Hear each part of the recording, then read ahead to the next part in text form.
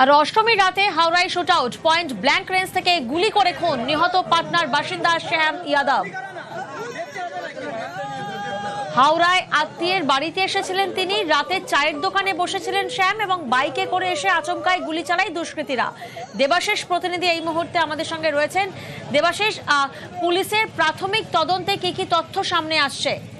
দেখো, এখনো পর্যন্ত পুলিশ সূত্রে যেটা খবর, পুলিশ মনে করছে সেক্ষেত্রে তার যে বিহারের যে বাড়ি অর্থাৎ গোপালগঞ্জ পাটনার, সেই এলাকার কোনো রকম রাইভাল প্রবলেম, সেখান থেকে তাকে কিন্তু ফলো করা হয়েছে এবং সে কোথায় গেছে না গেছে গোটা খুনের ঘটনায় কিন্তু বিহার থেকে বসে পরিকল্পনা করা হয়েছে।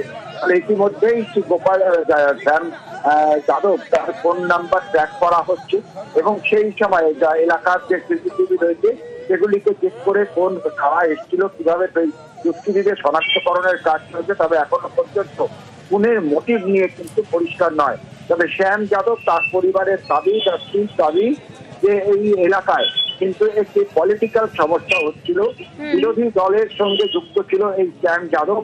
তার জন্য বিধানসভা ভোটে তার শাস্তি হওয়ার কথা ছিল, ফলে তাই সেই কারণেই তাকে খুন করা হয়েছে কিনা সেটাও অবশ্য যে অভিযোগ, এই অভিযোগের ভিত্তিতে খতিয়ে দেখা হচ্ছে। বেশ।